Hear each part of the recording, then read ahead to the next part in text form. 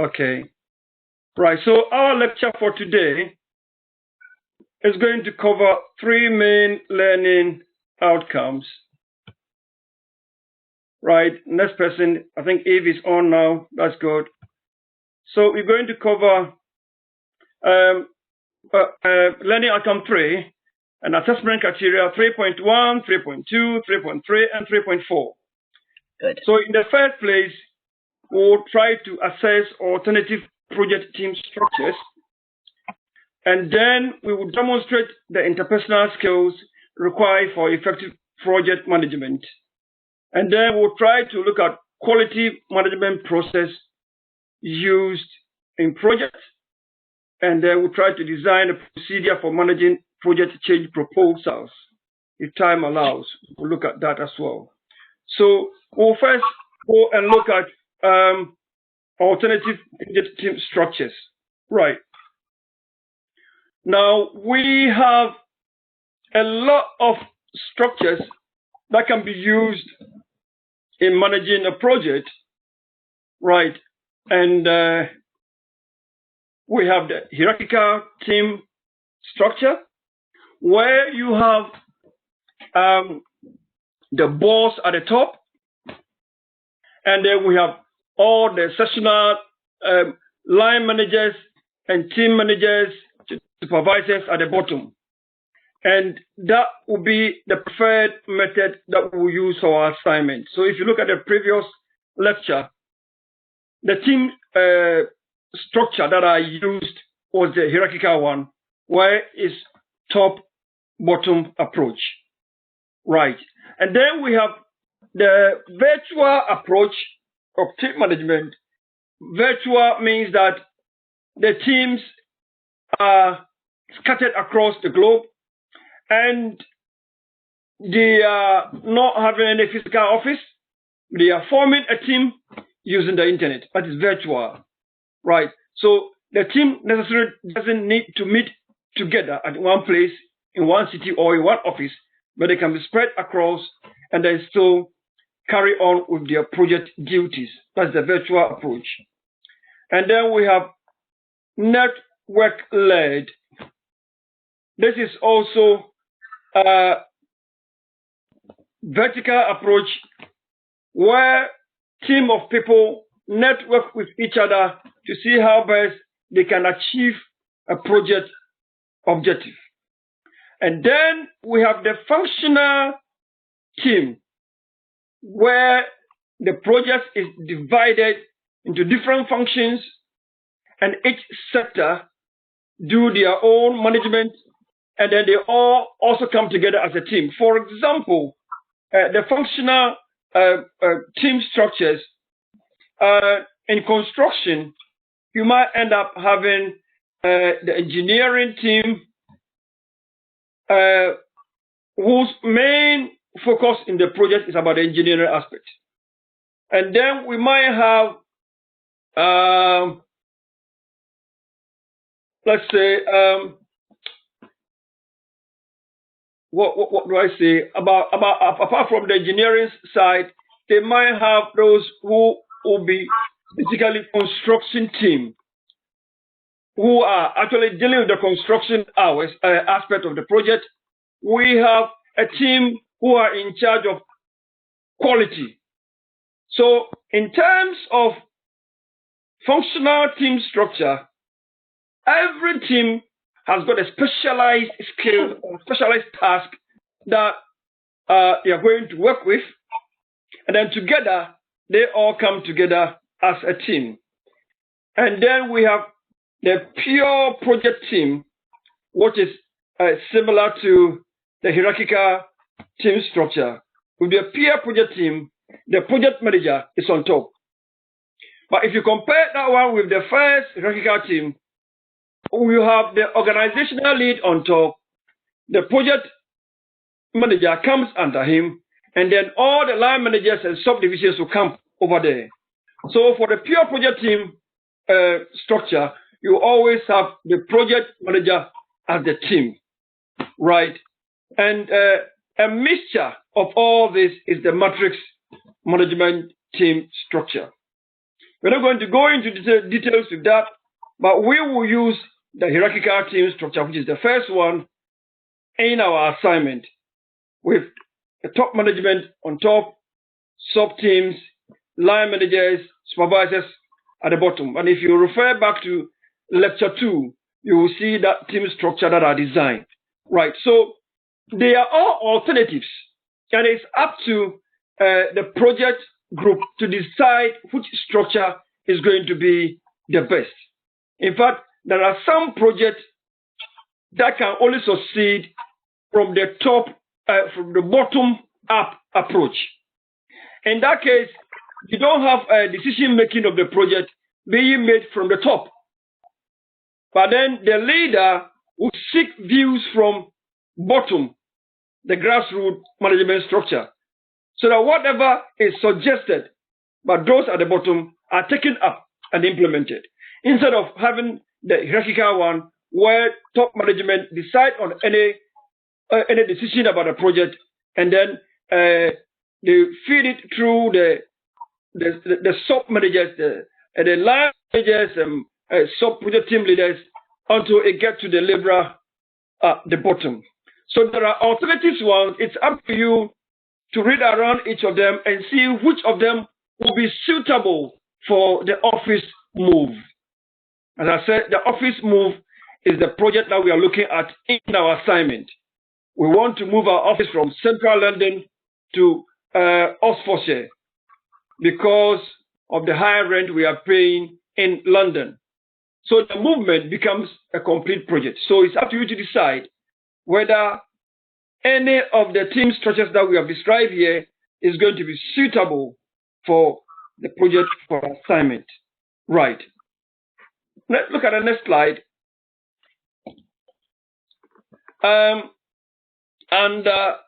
The alternative project team structures, we have what is called change control. Now, when you are doing a project, there are instances where, based on circumstances beyond control of the project team, they will decide to make some changes. For instance, if it's a road construction, you have got the time frame, maybe it's a 5-year project.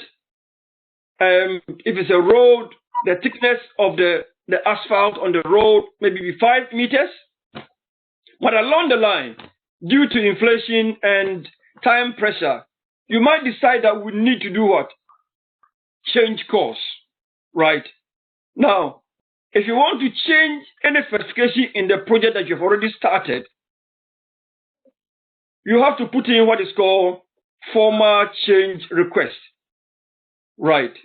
And this change request must be approved by the project manager, and then once that changes comes in, is you need to review the path of the project. Because any change that comes in will alter the project path. It's called the critical path. So all arrangement and specification that you put in place in terms of manpower, resources, time, budget, everything, once the formal change request is put in and is accepted, is going to impact on everything that the project stands for in terms of time, specification, when it's going to finish, everything, as well as resources. And that will also impact the timeline. So if you have planned that you are going to move the office from London to Oxfordshire within 3 weeks, when you decide that you're going to make a change, maybe initially you decided to have a removal company to remove everything. Now, when you decide that, oh, we are not going to hire any removal company to do it for us, this time we are going to rent vans and then move the things by ourselves. As soon as you do that, you have to put in a formal change request. If it's approved, then it's going to impact on resources, and the timeline that you're going to use for the project. So it's a concept that you need to understand. Change control within the project. Now let's look at the next slide. 3.2, we are supposed to demonstrate the interpersonal skills required for effective project management. Right. Demonstrate the interpersonal skills required for effective project management. So again, when we take our office move from London to Oxfordshire, let's ask ourselves, if you want to select a project manager, what are the skills? What are the interpersonal skills that person needs to be able to mobilize the whole staff and make sure that the change in the office from Oxfordshire, from London to Oxfordshire happens in a very smooth way? Number one, whoever wants to be an effective project manager should have a leadership skills. Leadership skills, that's number one. Now, that person should be able to motivate others so that they will be able to buy into the concept of the movement. Now, if you don't have the skills to be able to motivate others, you can't be a project manager because people are not going to buy into the idea of your project. Right, so you need, number one, to be able to have the leadership skills, to be able to convince people and motivate others to be able to buy into your vision. Apart from that, if you're a project manager, you can't do anything and everything yourself. So one of the key skills that you need is the ability to delegate jobs to others. Right, so let's say our office movement project. Now, the project manager, you will be involved in the planning and all the decision making. But one person, you cannot rent, you cannot go and then seek a removal company to come and carry the stuff, find a cleaning company to come and do all the cleaning in the office where you are living in London. You cannot at the same time go around and looking for accommodation or office space in Oxford. You cannot take it upon yourself to look at containers to be able to put all your computers and the rest inside. You cannot hire an IT person to remove all the equipment and install all of them in Oxford when you move. So it means that one of the key skills that you need as a project manager is to be able to delegate jobs. Delegate jobs. And those of you who are already working, you begin to understand the concept of what? Delegation. Now, any leader who is not able to delegate jobs fails, because if you don't delegate, you don't get people involved. So in the first place, you try to motivate others to buy into your idea. Apart from that, you should be able to delegate jobs to others. So all that you will do as a project manager is to delegate and supervise and make sure that whatever you've assigned to others will be performed according to schedule. Again, one of the major skills is decision making. Now, as a project manager, if the project fails, it will bounce back to you because you are the lead. For instance, if you are being selected in your job place to lead a project, let's say organizing end of year Christmas party, and you have been selected as the person who should seek the organization, as we often do in our workplaces. Now, to be able to organize the Christmas party for the whole staff, you should be able to have the skills to motivate people, that people will buy into the idea that, oh, it's good for us to do a Christmas party. And because you can't do the decoration and do everything together, you need to delegate some of the role to some of the staff members in your office and assign them duties and make sure that they perform it.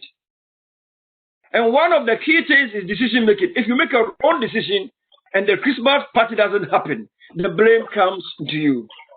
So in terms of leadership, under leadership, three things that you have to have as a project manager to be very effective is to be able to motivate others, delegate jobs, and make sound decisions. Sound decisions. Now, the next skill apart from leadership is networking. Networking. As a project manager, you should have the networking skills. You should be able to build network across, and you should be able to communicate effectively to all the others. Communication skill is quite key if you want to be an effective project manager. Communication skills. Communication skills. And the last skills that is required for effective project manager is teamwork. Teamwork.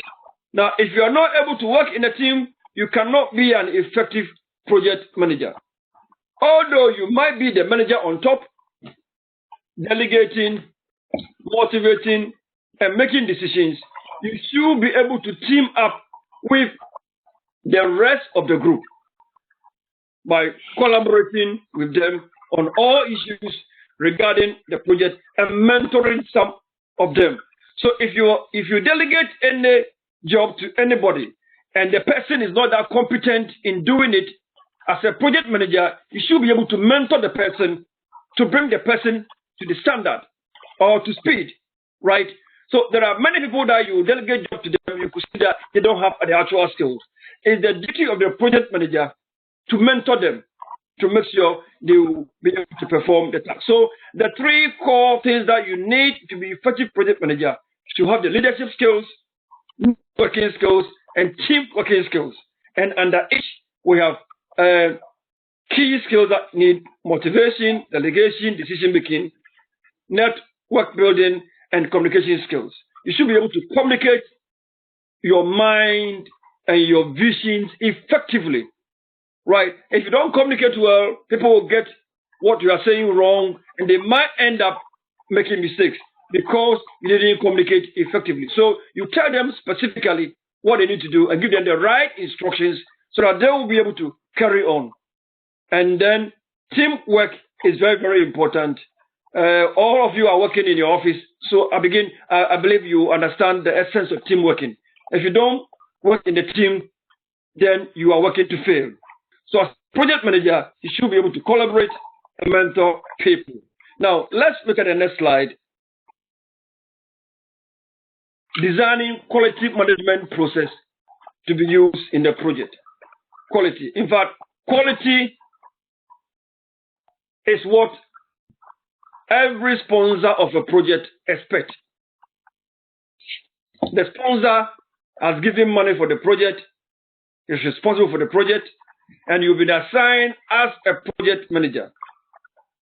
You should be able to put in quality systems in place to make sure that if it's a road construction, you are able to produce the contract. You have to come out with the road with the right specification to standard, right? We've got a lot of standards that are used to measure quality. We've got the ISO 900 and the rest. They are all standard that needs to be met, right? So for quality in the project, we have the status and plan documentation and regular monitoring. Status, plan documentation, regular monitoring meetings.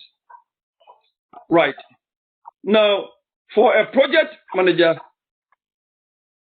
you should be able to give progress reporting. One of the ways that you'll be able to ensure quality is reporting of progress on activities, right? And the project manager issues regular reports on progress against budget, against schedule, and against scope. Your report is against budget, against schedule, and against scope. You should constantly reporting if you want to ensure quality. So if you look at effective organizations, for instance, in the construction sector, every day when the laborers and their managers come in, They call all of them in a roll call. And then before they start work, they brief them on what they are going to do in a day, what everybody is supposed to achieve, and the role assigned to every single laborer on site. This actually happens in construction site. There is every day morning briefing. In the briefing, they tell you about progress of the project.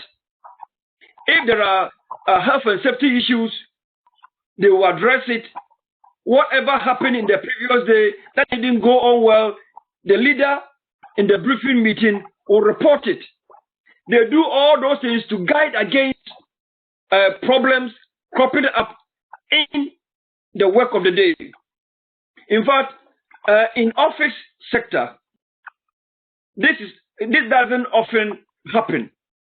But any good manager in the office would at least for every week call all the staff, brief them about the policies and procedures about the organization, things happening in the organization, how best they can improve the organization, and listen to feedback from the staff if they have any problems.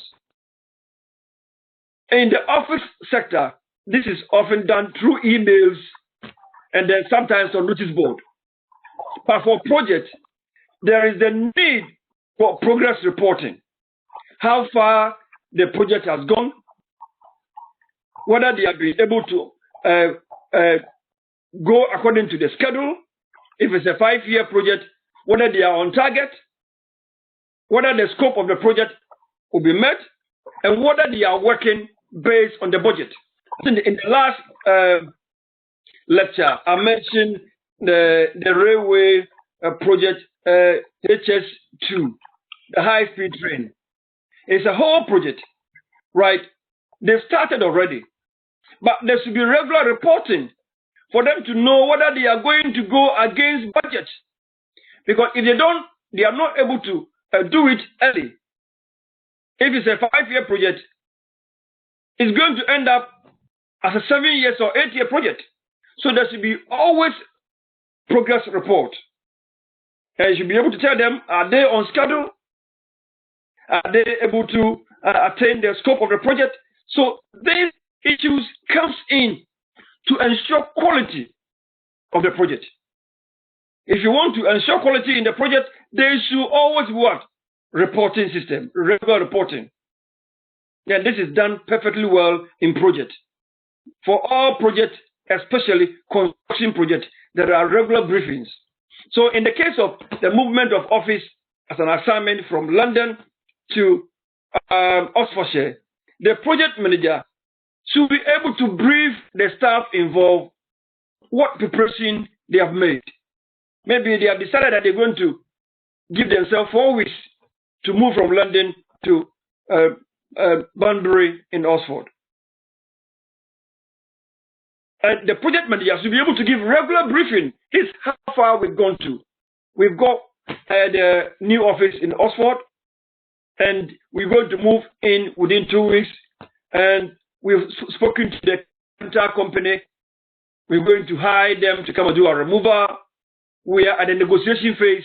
We've not finished the rest. So you should be able to have reporting, progress on how far you have gone to in terms of budget, schedule, and scope. Right. And then to ensure quality, you also need to have what?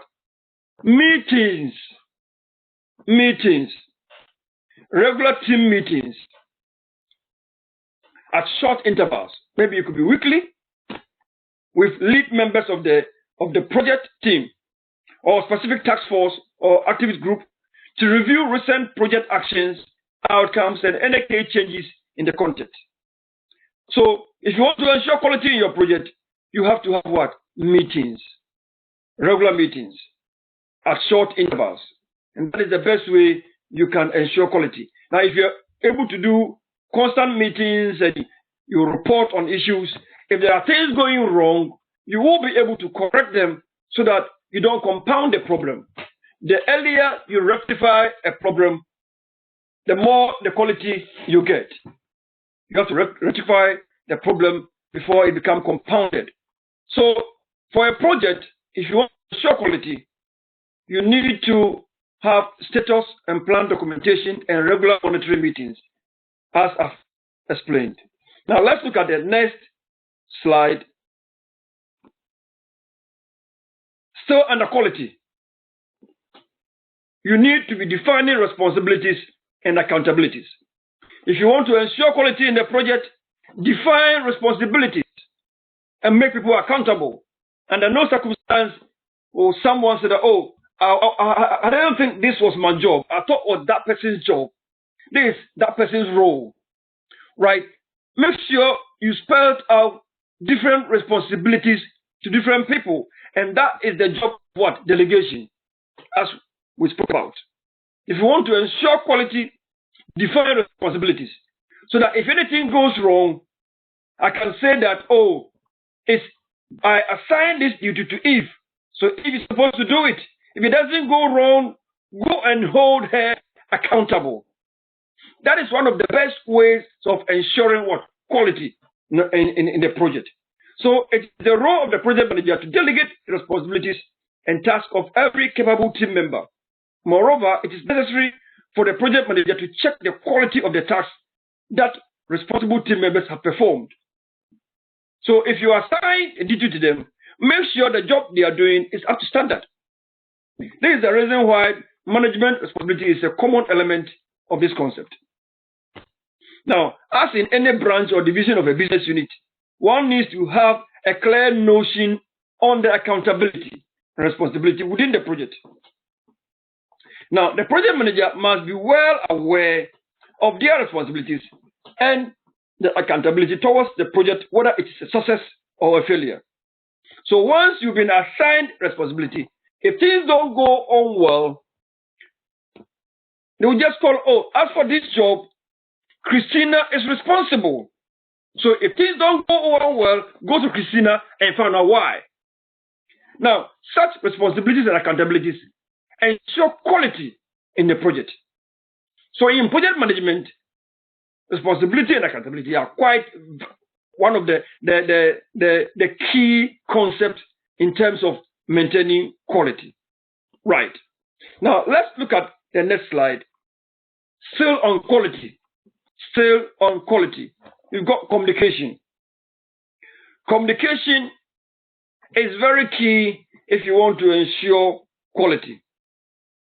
Now, so a project communication plan needs to be drawn so that people will know who to talk to and who to address issues. Right? So a laborer on the ground trying to report something which has gone wrong need to go straight to the immediate line manager to communicate. And if it's a serious issue, the line manager will escalate it. So under no circumstance, the laborer on the ground will move straight to top management to report an issue. That is miscommunication, a bit confusion. So there will be a communication plan, who to report to and who to escalate, and when to escalate any issue. So a project communication plan that will guide the messages to a project affected stakeholders, all stakeholders. It's a critical part of any project. And during the planning phase of your project, you need to create a high-level communication management plan that defines the general communication requirement of your project. So people will not be going around talking to wrong people that they don't have to talk to. If you're able to build in effective communication, you're going to ensure quality in your project. And then as part of quality, we also have what is called traceability and audit trail. Traceability and audit trail. An audit trail, also called audit log, is a security relevant chronological record, sort of records and all destinations and sources of records that provide documentary evidence of the sequence of activities that have affected at any time a specific operation, or procedure, or event. Right. It's a documentary evidence of the sequence of events or activities. Now, to ensure quality in the health and social care sector, for example, if you go to the hospital, we have a system called triage. Triage. let's say you go to the A&E, the receptionist will ask you a few questions. What is wrong with you? Postcode, address, blah, blah, blah. Go and sit down there. And then the nurse will come. The nurse has got the same details, but the nurse is going to ask you the same question and tick everything. And then after the nurse will look after you and maybe take your blood pressure and something else, your temperature, the consultant will come for you and then begin to ask you the same question. Why? They are leaving audit trails so that nobody can blame the consultant, because that is the information I got from the nurse, and the nurse will also say, I got the same information from the receptionist. So they are leading what is called audit trail. So if anything goes wrong, they begin to ask themselves, who caused the error? So the triage system brought into the NHS is to make sure there's traceability and audit trails. This became necessary because they wanted to ensure quality of service provision to all service holders, service users. Because in the past, there are instances that a woman who has got problem with the breast, the left breast, and need the breast to be removed, went to the hospital, and then at the end of the day, whatever happens, they put her to sleep, and when she woke up, the right breast has been removed. And then they begin to blame themselves. Who did the mistake? So because of such incidents where somebody's left leg is amputated instead of the right one, the health system, in order to bring equality, brought in the idea of triage so that they can have audit trails. In fact, when the person went to the receptionist, what did he say and what was written down? And when it came to the nurse, what happened? And then when it went to the consultant, what happens? This is going to help them to trace who made the mistake. So if the nurse is saying that, oh, the person has got shortness of breath, can't breathe properly, and is got problems with the left ear, and it's written nicely, documented on the form, which has been ticked, and then the consultant makes a mistake, he can never blame it on the nurse or the receptionist because the records are there to trail. So, if you bring into project management, there should be traceability and audit trails. That's the reason why there is so much paperwork these days. Wherever you go, the paperwork are even more. And if you go to social work sector, it's worse. Paperwork it even takes more than half of the time of the social worker. Why? They want to leave audit trails so that whatever they do will be quality, so that they can trace wherever any error came from and they can rectify it next time. So as a project manager, to ensure quality, an audit trail, which is also called audit log, is a security relevant chronological record or set of records or destination and source of records that provide documentary evidence of the sequence of activities. Right? So one of the things that will ensure quality is traceability and audit trails, which I've explained quite some time now. So those are issues you're going to discuss in your assignment when you are asked to design quality management process to be used in the project. So we start right from this status plan and documentation, regular monitoring and meeting, defining responsibility and accountability, communication, traceability, and audit trails. Right. We're getting to the end gradually.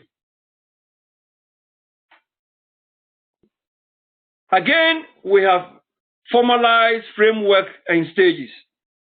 Now, if you want to ensure quality, you need to follow formalized frameworks. In project management, we have a framework that we follow. If you are working with a framework, it's more or less like a plan. Make sure you work within the framework. Don't go outside the framework because of what you think. The specification given to you and the context in which you are doing the work, that specification must be followed to ensure quality. Don't go outside. So there are formalized framework and stages for a project. You can't jump the stages, right? So a project life cycle refers to 4 steps process that is followed by nearly all project managers when moving through stages of project implementation. This is the standard project life cycle most people are familiar with. It has been found that following a project life cycle is critical for any service organization and helps monitor project quality. So, to ensure quality, make sure that you work within the formalized framework and follow all the stages. Don't jump. We've got different phases of project. Phase 1, phase 2, phase 3, phase 4, whatever phases are. If you have not finished with phase 1, don't start into phase 2. Or don't jump from phase 1 to phase 3.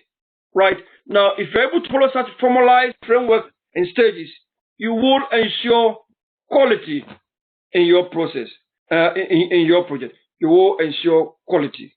Right. We will end it here and then see how best we can look at lecture 1, lecture 2, lecture 3, and then start working on the assignment if there is time. In fact, this time around, I'm going to spend the next half an hour getting the sample project and then sending it to your email this evening before I go to bed. And remember, the sample assignment is not on removal, as the assignment says. It's on actual project on the hospital basis. And the sample is going to show you that there was a project proposal for a hospital. And the hospital they want to provide very good food for the staff, because staff have been eating junk food, and this is causing them a lot of absentees. People are sick, they can't come to work, and a lot of excuses. People come to work, they are sleeping because they are not fit. People are obese, and all those because of the poor food they be eating. So the hospital administration want to find a solution to that problem. So they made it a project. And then 3 projects, let's say 2 projects came out of the proposal.